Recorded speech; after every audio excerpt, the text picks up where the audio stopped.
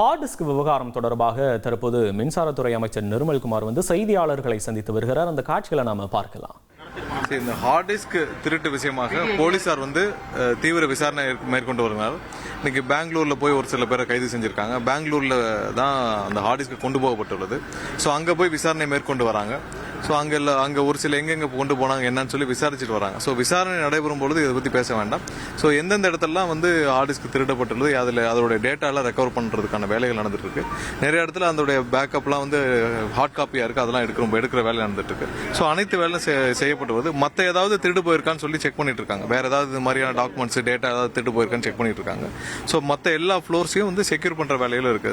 இனிமேல் யார் உள்ள போனோம் வர போனோம் ரெஸ்ட்ரிக்ஷன் ஆக்சஸ் எல்லாருக்கும் போகணும். மற்ற இடத்துக்கும் அதிகமான இப்போ உள்ள இருக்கிற விஜிலன்ஸ் டீம் அவங்க எல்லா ஃப்ளோர்ஸையும் செக்யூர் பண்ற வேலையிலையும் துவங்கி இருக்கிறாங்க. ஸோ ஒவ்வொரு இடத்துலையும் இந்த மாதிரியான டாக்குமெண்ட்ஸ் மேலும் எதுவும் திருடு போகாத வழிகளில் எல்லாத்தையும் செக்யூர் பண்றதுக்கான வேலைகள் துவங்கப்பட்டிருக்கு. ஒவ்வொரு ஃப்ளோர்லையும் இப்போ நிறைய இடத்துல சிசிடிவி ஒர்க் ஆகல. ஸோ அதெல்லாம் உடனே சரி செய்யும் பணிகளையும் மேற்கொள்ளப்பட்டு வருகிறது. விசாரணை முடிஞ்ச பிறகு காவல்துறை கைது செய்யப்பட்டவர்கள் அரசு அதிகாரிகள் அரசு துறை ஊழியர்கள் இல்ல முடியட்டும், விசாரணை முடியட்டும். கைது செய்யப்பட்டிருக்காங்க. பெங்களூர்ல கொண்டு போய் டேட்டா பெங்களூர் கொண்டு போயிருக்காங்க அந்த ஹார்ட் டிஸ்கெல்லாம். ஸோ அங்க வச்சு ஒரு சில விசாரணை நடைபெற்று வருது. முடிஞ்ச பிறகு சொல்லலாம். இந்த விவகாரத்தில் திமுக காப்பாற்ற முயற்சி பண்றாங்க. ஹார்ட் டிஸ்க் தொலைஞ்சு போறதுல சிபிஐ விசாரணை வேணும்னு எடப்பாடி பழனிசாமி கேட்டிருக்காரு. எல்லா விசாரணை முடியட்டும். யார் யாரையும் காப்பாற்றுறாங்கல்ல, கண்டிப்பா யாரு குற்றம் செஞ்சதெல்லாம் தண்டனை கிடைக்கப்படும். இதுல யார் யார் எதையும் மறைக்க முடியாது. எல்லா டேட்டாவும் கண்டிப்பா மாற்று ஒரு இடத்துல ஹார்ட் காப்பியா இருக்கிறதுக்கான வழிகள் இருக்குன்னு சொல்லியிருக்காங்க. ஸோ அதெல்லாம் ரெக்கவர் பண்ற வேலைகள் நடந்துட்டு இருக்கு. யாரு தவறு செய்திருந்தாலும் எல்லாமே இது பண்ணப்படும். எந்தெந்த இடத்துல முறைகேடு இருக்கோ நம்ம எல்லாம் பார்த்துட்டு தான் இருக்கோம். டெய்லி நம்ம அதை விசாரிச்சுட்டே தான் இருக்கோம். விரைவில் எங்க ஏதாவது முறைகேடுகள் இருந்தால் அதெல்லாம் கண்டுபிடிக்கப்பட்டு அதுக்கான விசாரணையும் பேரலா துவக்கப்படும். எத்தனை பேர் அரெஸ்ட் பண்ணிருக்கோம் சார்? இது சென்னை தான் ஹெட் ஆபீஸ்ல மட்டும்தான் இந்த மாதிரியான இதெல்லாம் நடந்திருக்கு. ஸோ மற்ற இடத்துல பெரிய அளவுல டேட்டாக்கள், அதாவது இது மாதிரியான கிரிட்டிக்கல் டேட்டா, இந்த மாதிரி டெண்டர் சம்பந்தப்பட்ட டேட்டாக்கள் மற்ற இடத்துல இல்ல, ஹெட் ஆபீஸ்ல மட்டும் தான் இருக்கு. இது வரைக்கும் 18 ஹார்ட் டிஸ்க் ஒவ்வொரு ஃப்ளோர்லயும் ரேண்டமா போயிருக்கு. ஒவ்வொரு ஃப்ளோர்லயும் ஒவ்வொரு டிபார்ட்மெண்ட்லயும் ரேண்டமா போயிருக்கு. ஸோ அதுக்கான கணக்கீடுகள் ஆல்ரெடி பண்ணிட்டாங்க. அதோட டேட்டா வேற காப்பி எங்க இருக்குன்னு ஒரு சில இதுக்கு அடிஷனல் காப்பீஸ் இருக்கு. டேட்டாவுடைய அடிஷனல் காப்பீஸ் இருக்கு. அதெல்லாம் ரெக்கவர் பண்றதுக்கான வேலைகள் இருக்கு.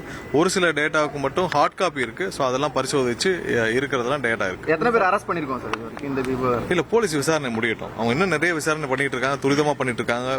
ஹார்ட் டிஸ்க் எல்லாம் எங்கெங்க போயிருக்கு, எங்கெங்க டிராவல் பண்ணிருக்கு, எங்க எடுத்துட்டு செல்லப்பட்டதுன்னு பாத்துருக்காங்க. வரட்டும். தலையீடு இருக்குங்களா சார் இந்த விவகாரத்துல? இல்ல உள்ள இருந்து ஒரு சில பேர் இதை செய்து கொடுத்திருக்கலாம். சோ அதான் விசாரிச்சுட்டு வராங்க. முழுமையான விசாரணை முடியறதுக்கு முன்னாடி நம்ம இதை பத்தி பேச வேண்டாம். இல்ல எல்லா ஒரு சில முக்கியமான டிபார்ட்மெண்ட்ஸ்ல ஒவ்வொரு ஃப்ளோர்லயும் ஒவ்வொரு சில டேட்டாஸ் ஒரு சில ஹார்ட் டிஸ்க்ல ஒரு சில இதுல இருந்து போயிருக்கு. ஒவ்வொரு 2வது ஃப்ளோர்ல இருந்து 3வது ஃப்ளோர் எல்லா ஃப்ளோர்லயும் ஒரு சில இடத்துல டிபார்ட்மெண்ட்ல இருந்து போயிருக்கு. சோ அதை எடுத்து என்ன பண்ணாங்க என்னன்னு விசாரிச்சுட்டு வராங்க. மின்வெட்டு பிரச்சனைக்கு தீர்வு காணாமல் ஹார்ட் டிஸ்க் வச்சு திசை திருப்ப பாக்குறாங்கன்னு சொல்லிட்டு முன்னாள் அமைச்சர் செந்தில் பாலாஜி, யார் நம்ம உத்தமர் செந்தில் பாலாஜி, அவர் என்ன வேணாலும் பேசலாம். அதாவது இந்த டிபார்ட்மெண்ட்ல என்ன நடந்திருக்குன்னு நம்ம எல்லாம் பார்த்துட்டே தான் இருக்கோம். சரியா? செந்தில் பாலாஜி வந்த பிறகு இந்த டிபார்ட்மெண்ட் என்ன ஆச்சுன்னு தெரியும்.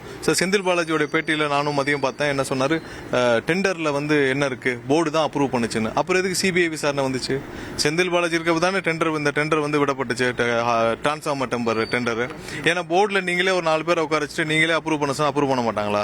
சோ இந்த டெண்டர்ல 7 லட்ச ரூபாய் 8 லட்ச ரூபாய் மதிப்புள்ள டிரான்ஸ்ஃபார்மரை எதுக்கு 13 லட்ச ரூபாய் கோட் பண்ணீங்கன்னு கேட்டிருக்காங்க உயர்நீதிமன்றத்தில். இதனால தானே சிபிஐ போச்சு. சோ இந்த செந்தில் பாலாஜி இருக்கிறப்ப தான் இதே டெண்டர் போச்சு. சோ டெண்டர் எஸ்டிமேஷன்ல ப்ராப்ளம் இருக்குன்னு தானே சொல்றோம் நம்ம. சோ டெண்டர் இவ்வளவு பெரிய கம்பெனில டெண்டர்ல நீங்க எஸ்டிமேஷன் பண்றப்ப ஒரு டிரான்ஸ்ஃபார்மருக்கு 7 லட்ச ரூபாய் 8 லட்ச ரூபாய் மதிப்புள்ள டிரான்ஸ்ஃபார்மர் நீங்க 13 லட்ச ரூபாய்க்கு கொட்டேஷனே கொடுக்கறதுக்கு நம்ம டெண்டர் கோட்டே அப்படி பண்ணுவோம்னா அப்ப எஸ்டிமேஷன்ல ப்ராப்ளம் இருக்குல்ல, அடித்தளத்திலே ப்ராப்ளம் இருக்கு. சோ இது மாதிரி எவ்வளவு ப்ராடக்ட்ஸ் நீங்க டெண்டர் எஸ்டிமேஷன்ல நீங்க தவறு பண்ணிருப்பீங்க. சோ நம்ம போன வாரம் பார்த்திருப்பீங்க, பிரஸ்ல எல்லாம் வந்திருக்கும். டெண்டர் எஸ்டிமேஷன் பாலிசி இப்ப புதுசா மாற்றி அமைக்கப்பட்டிருக்கு. எப்படின்னா மார்க்கெட் ரேட் அசஸ்மெண்ட் பண்ணணும், மேனுஃபேக்சர் ரேட் அசஸ்மெண்ட் பண்ணணும், அது இல்லாமல் மதர் ஸ்டேட் அதர் பிஓஸ் எல்லாம் அசஸ் பண்ணணும்.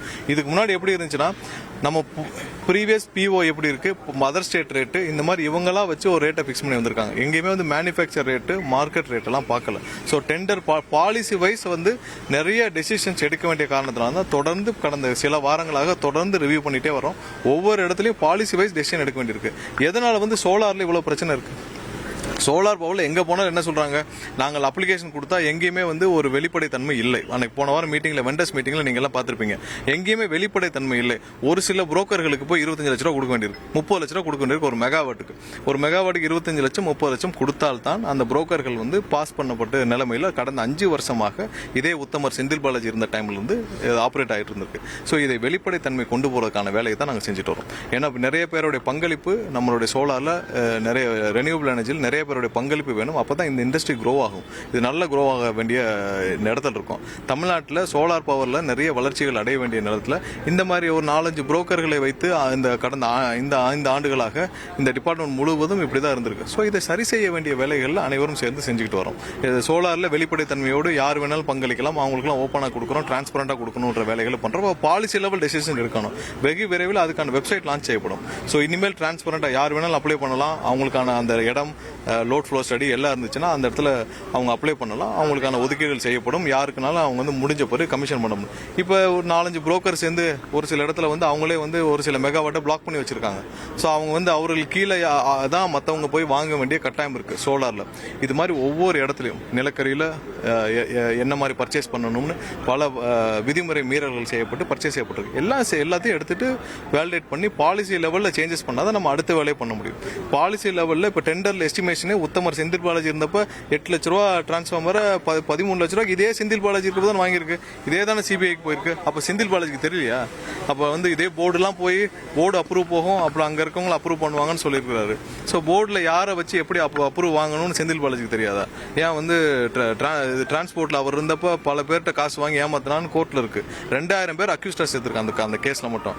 அந்த கேஸை வந்து ஏன் இவ்வளோ காம்ப்ளிகேட்டாக பண்ணாங்கன்னு செந்தில் பாலாஜி தெரியாதா?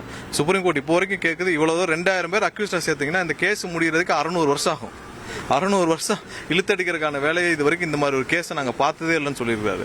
ஸோ அதெல்லாம் வந்து எல்லாமே வந்து விஞ்ஞான முறையில் எப்படி கொண்டு போய் சேர்க்கணும்னு செந்தில் பாலாஜி தெரியாதா?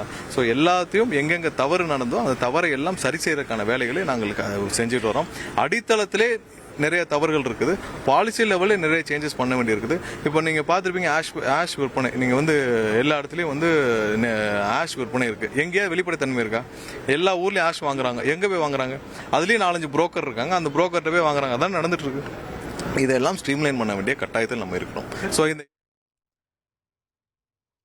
ஹார்ட் டிஸ்க் விவகாரம் தொடர்பாக அமைச்சர் செய்தியாளர்கள் சந்தித்த காட்சிகளை பார்த்தோம். இந்த ஹார்ட் டிஸ்க் தொடர்பாக போலீசார் விசாரணை நடத்திட்டு வராங்க. பெங்களூரு போயெல்லாம் விசாரிக்கிறாங்க. இந்த விசாரணை முடிஞ்சதுக்கு அப்புறம் தான் உரிய தகவல் கொடுக்கப்படும். யாரையுமே காப்பாற்ற முயற்சிக்கல, தவறு செய்தவர்கள் யாராக இருந்தாலும் அவர்கள் மீது உரிய நடவடிக்கை எடுக்கப்படும்னு அவர் தெரிவித்திருந்தார். இது மட்டும் இல்லாமல் டிரான்ஸ்ஃபார்மர் கொள்முதல் முறைகேடு தொடர்பாலாம் கூட இந்த செய்தியாளர் சந்திப்பில் அவர் பேசின காட்சிகளை நம்ம முழுமையாக பார்த்தோம். இனி செல்லும் இடமெல்லாம் செய்தி. தந்தி டிவியின் வாட்ஸ்அப் சேனலை ஃபாலோ பண்ணினா செல்ல இருக்கும் இடமெல்லாம் செய்தி. இதோ QR கோட் இப்பவே ஸ்கேன் பண்ணுங்க, ஃபாலோ பண்ணுங்க.